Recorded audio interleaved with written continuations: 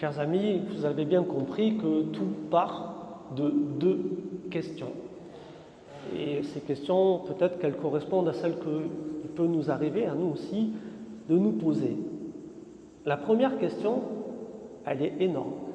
Maître, que dois-je faire pour obtenir la vie éternelle? Demande ce docteur de la loi qui, pourtant, en tant que docteur de la loi, connaissait certainement très bien toute la Torah, tous les commandements de Dieu. Et malgré tout, il s'intéresse au fait d'obtenir la vie éternelle. Une question très vaste. Et vous avez bien vu que Jésus, en bon rabbin, ne va pas répondre directement à cette question, mais il va demander à ce docteur de la loi de puiser dans ses connaissances pour dire, toi, comment tu répondrais à ta question? Qu'est-ce que tu lis dans la loi? Et c'est une très bonne manière de faire, une très bonne pédagogie, puisque le docteur de la loi va rechercher dans toute cette loi qu'il connaît, quels sont les commandements qui pourraient effectivement l'aider à cheminer vers la vie éternelle. Et les commandements qu'il sort, qu'il va dire, eh bien oui, il a tout compris. Tu aimeras le Seigneur ton Dieu et tu aimeras ton prochain. Voilà, les deux commandements, vous savez qu'ils sont complémentaires, puisque Dieu, lui, on ne le voit pas, mais le prochain, lui, on le voit. Et en aimant nos prochains, eh bien, d'une certaine manière, on aime aussi Dieu qui a créé tous ses prochains. Voilà. Donc, très bonne réponse que va faire là ce docteur de la loi. Et Jésus va l'encourager en disant, mais oui, vas-y, fais ça et tu vivras. Ça, c'est un bon accès pour accueillir la vie éternelle, d'aimer le Seigneur son Dieu et d'aimer son prochain. Voilà. Et quand bien même nous pourrions nous aussi nous poser cette question, ben on en a un bel élément de réponse qui correspond, vous savez, à ce que Saint Jean dira, Jean de la Croix, en disant « Au soir de la vie, nous serons jugés sur l'amour. Au soir de la vie, nous serons jugés sur l'amour que nous aurons vécu durant cette vie. » Mais cette première question et élément de réponse ne va pas satisfaire ce docteur de la loi qui va arriver à poser une deuxième question. Mais qui est mon prochain? Ce fameux prochain qu'on est appelé à aimer, c'est qui? C'est qui?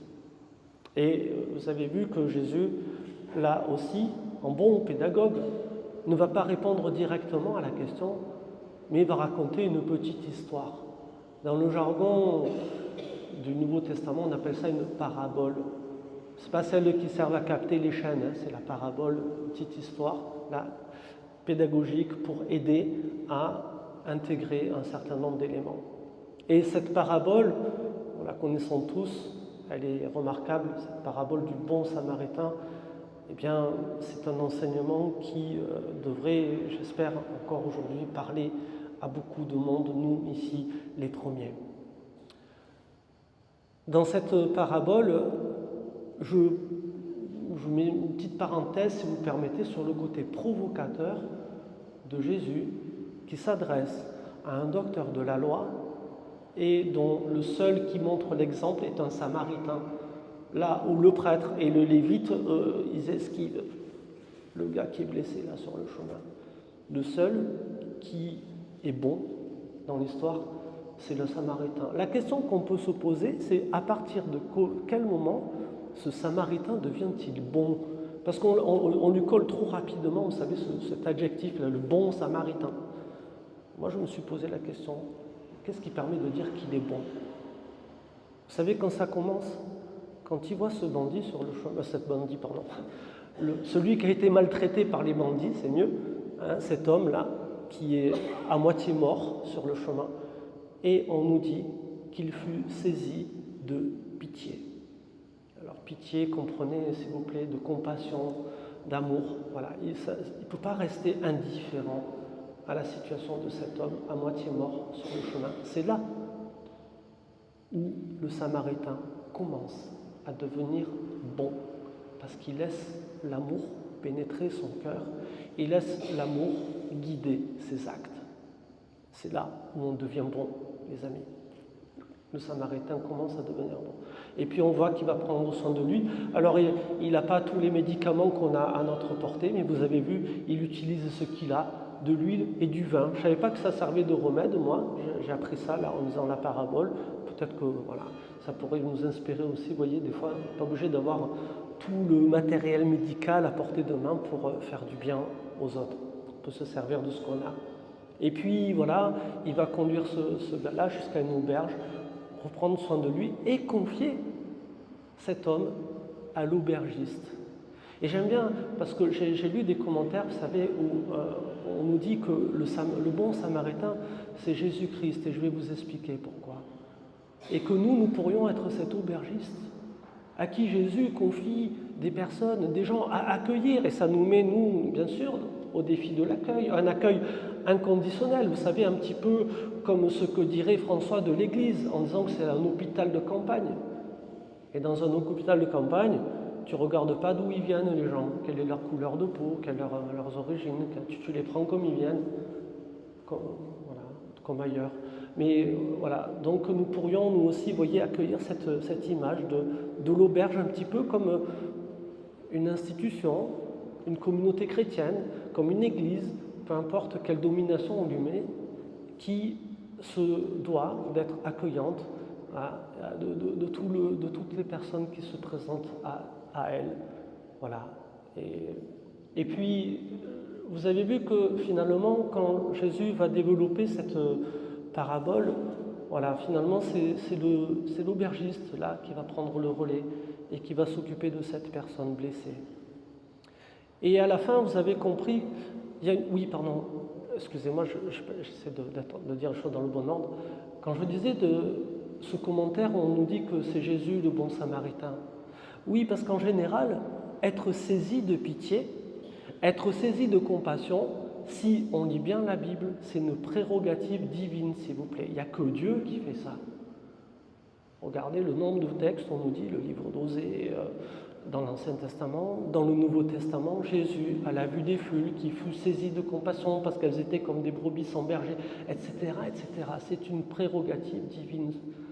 C'est Dieu qui aime comme ça, avec ses entrailles qui frémissent, avec cet amour miséricordieux qu'il met en œuvre. C'est une prérogative divine. C'est peut-être pour ça qu'on a commenté peut-être trop rapidement le fait que le Samaritain, c'est Jésus. Parce que lui seul est capable de cette pitié, de cette compassion, de cet amour qui va pousser à prendre soin des autres. Mais en même temps, vous avez bien compris que dans cette parabole, il y a un renversement qui va s'opérer. La question initiale était « Qui est mon prochain ?» Et finalement, Jésus va répondre en disant « De qui tu veux bien être le prochain ? De qui tu veux bien t'occuper ?» Et vous avez entendu ce que finit par dire Jésus à ce docteur de la loi ? « Va, et toi aussi fais de même. » Ça veut dire ce que lui fait Jésus si on l'assimile au bon samaritain. Il nous invite à faire comme lui. Rappelons-nous l'épisode du lavement des pieds. C'est un exemple que je vous ai donné, dit le Christ. Faites vous aussi de même. Et cela nous rappelle, frères et sœurs, une chose fondamentale. C'est que le Seigneur nous a rendus capables, nous aussi, de faire comme lui. Et cette prérogative divine, il la partage avec nous. Il nous rend capables, à nous aussi, d'avoir pitié, d'avoir compassion, et de mettre en œuvre cet amour des prochains que nous sommes appelés à croiser durant notre existence. Le Seigneur souhaite partager cela avec nous. Vous avez entendu dans la première lecture le livre du Deutéronome, cette loi que je te donne, tu aimeras ton prochain comme toi-même, tu aimeras le Seigneur ton Dieu. Elle n'est pas au-dessus de tes forces, elle n'est pas inaccessible. On ne l'a pas quillée dans les cieux là-haut pour que tu ne puisses pas y aller et dire « Non, c'est trop inaccessible, je ne peux pas vivre ça ». Elle n'est pas enfouie au fond des mers non plus. Elle est dans ta bouche et dans ton cœur. Frères et sœurs, si nous partons du principe que Dieu nous a créés à son image et à sa ressemblance, ça veut dire qu'il nous a, dès le fait même de la création, de notre venue dans ce monde, si vous préférez, il nous a déposé en chacun de nous la capacité d'aimer, la capacité de faire le bien. Et chacun de nous, potentiellement, désormais, nous pouvons devenir ce bon samaritain qui va laisser son amour parler et qui va prendre soin des autres. Frères et sœurs, c'est tout le bien que je nous souhaite en cette période estivale où peut-être que nous pouvons croiser des situations qui vont faire appel à notre amour, à notre compassion et à notre capacité de faire du bien. Amen.